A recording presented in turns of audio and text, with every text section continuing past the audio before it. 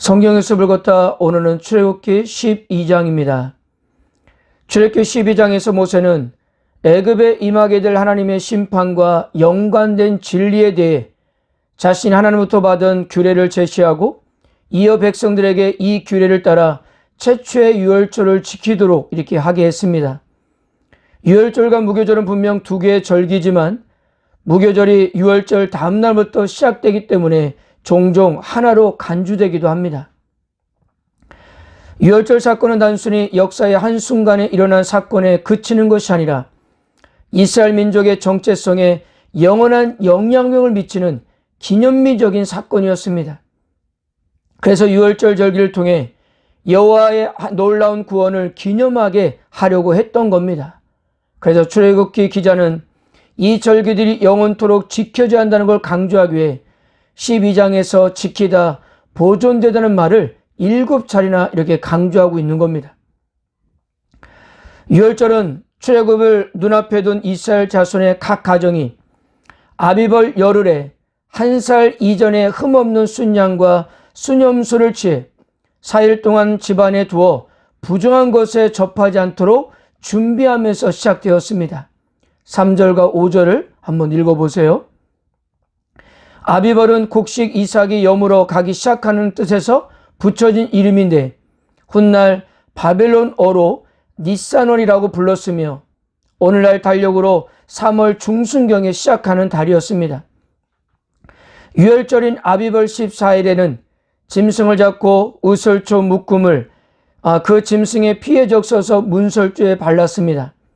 하나님이 보내실 죽음의 사자들이 문설주에 피가 묻어있는 집은 그냥 지나치고 문설주에 피가 없는 집에 장자만 죽였기 때문입니다. 그래서 유월절은 말 그대로 뛰어넘는 절기였습니다. 양의 피가 발라진 이스라엘 백성들의 집은 훌쩍 뛰어넘어가시고 그게 없는 애굽인 집에만 들어가셨기 때문이에요.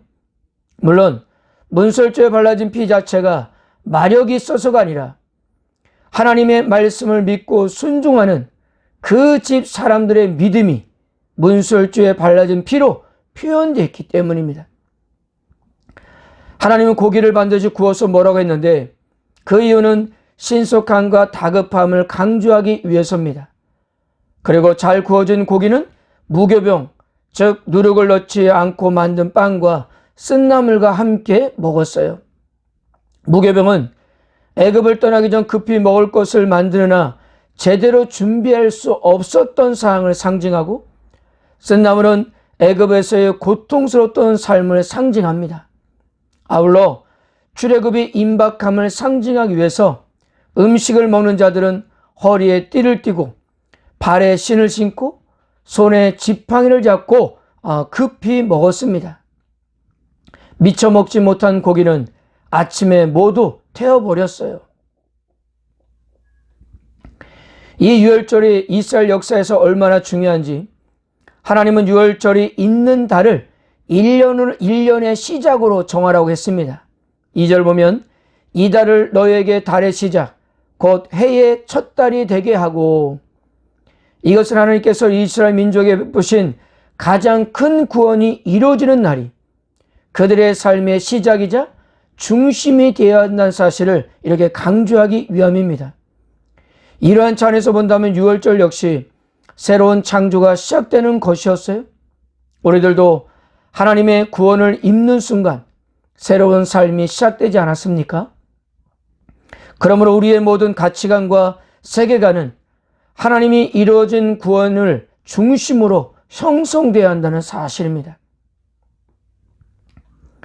하나님께서 유월절이 있는 달을 1년의 시작으로 하라고 말씀하신 후부터 이스라엘은 아비벌을 1월로 정한 종교 달력과 아비벌이 7월이 되는 일반 달력을 동시에 사용했습니다. 그러나 이 일반 달력도 현재 우리가 사용하는 달력과는 약간의 차이가 있습니다. 이스라엘 역사에서 유월절에 대한 준비를 시작하는 10일은 매우 특별한 날입니다. 바로 이 날이 속죄일이기 때문입니다. 그리고 이 날은 휴년이 시작되는 날이기도 했고요. 여호수아는 첫째 날 10일에 요단강을 건넜습니다. 대체로 10일은 속박과 구원에서 해방과 자유를 가져다 준 날이었던 것입니다. 자, 유월절과 병에는 절기는 무교절입니다. 무교절은 아비벌 14일 저녁 혹은 다음날 아침에 시작해서 일주일 동안 이스라엘 자손이 애굽에서 당한 고통을 생각하고 애굽을 얼마나 급히 나오게 되었는지를 묵상하며 무교병을 먹고 지내는 절기였습니다. 오늘날도 유대인들은 이 절기 때 빵을 만들기 위해 밀가루와 물만을 사용해서 반죽해서 오븐에 넣고 18분 이상이 경과하지 않도록 각별히 신경을 쓰고 지금도 그렇게 지키고 있다고 합니다.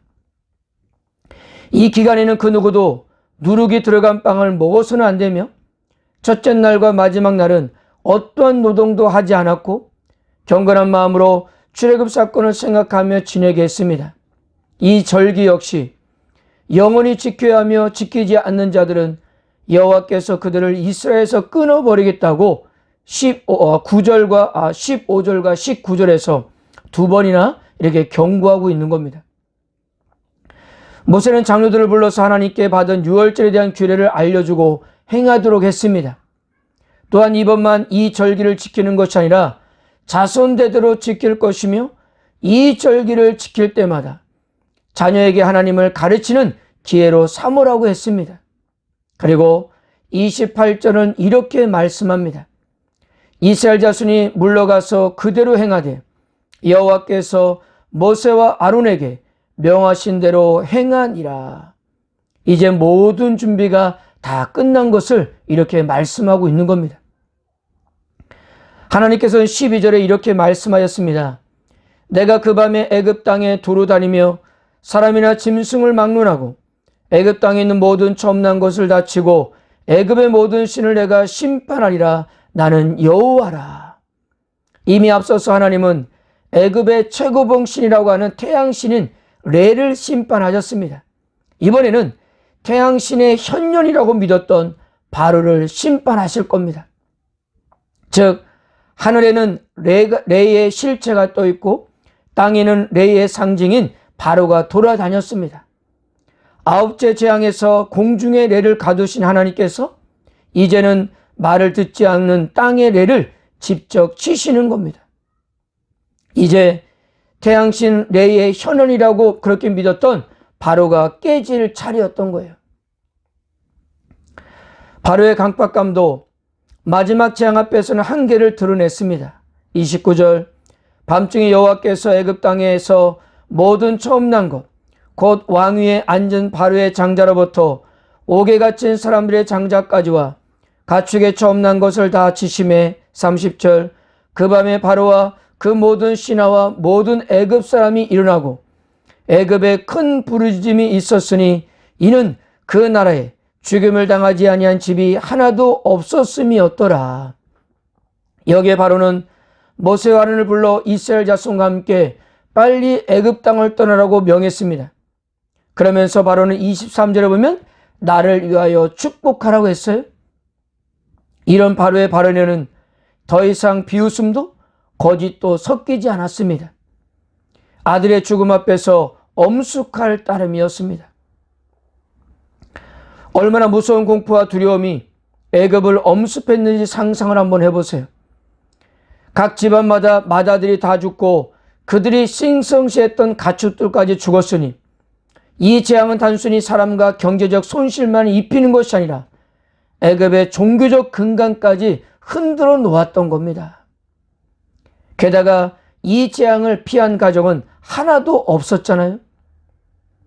그래서 이스라엘 백성들은 빨리 떠나달라며 금부치를 안겨주는 애굽 사람들의 환송을 받으면서 모세의 명령을 따라 준비해 두었던 누룩을 넣지 않은 반죽을 가지고 길을 떠났습니다.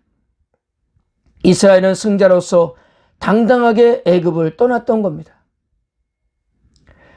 이스라엘 백성이 애굽을 떠날 때 장정들의 숫자가 60만이었음을 감안하면 출애굽을 한 백성들의 숫자는 약 200만 명에 달했을 것으로 추정되고 있습니다.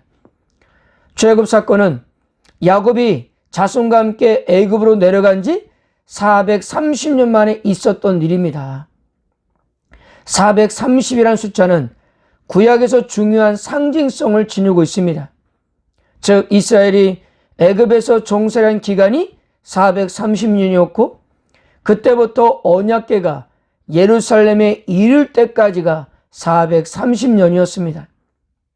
또한 성전이 건축된 후 바벨론으로 포로로 끌려가기까지가 430년이었어요. 이 세 숫자가 더하면 1290이라는 숫자가 나오는데요. 이 숫자가 바로 다니엘 12장 11절에 나오는 번제물 폐지와 가증스러운 것이 세워질 때부터 미래의 성전 건축까지의 숫자가 되고 있는 겁니다.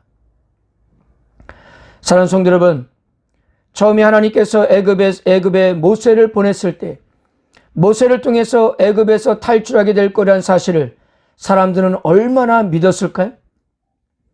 단지 희망사항일 뿐 그렇게 믿었던 사람은 아무도 없었을 겁니다. 그러나 하나님은 결국 이를 이루셨습니다.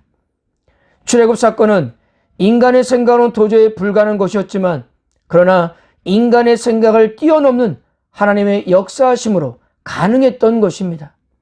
그러기에 하나님께서는 이 출애굽을 유월절 절기로 영원히 기념하라고 했던 겁니다. 그리고 그렇게 영원히 기억했던 이스라엘 백성들은 어떤 상황에서도 희망을 잃지 않았다는 사실이에요. 오늘도 힘들고 어려울 때마다 예수 그리스도의 보혈로 구원받았음을 우리는 기억해야 합니다. 내가 새로운 삶을 살도록, 내가 새 생명 가운데 행하도록 나를 위해서 예수 그리스도 자신께서 몸을 버리셨기 때문에 우리가 이 사실을 안다면 오늘도 우리는 어떤 상황 가운데도 희망을 잃지 않고 소망 가운데 살 수 있다는 사실입니다. 이 은혜로 오늘도 우리는 살고 있기 때문입니다. 오늘도 구원에 대한 진지한 고백으로 승리해 가신 하루가 되기를 주님의 이름으로 축복합니다.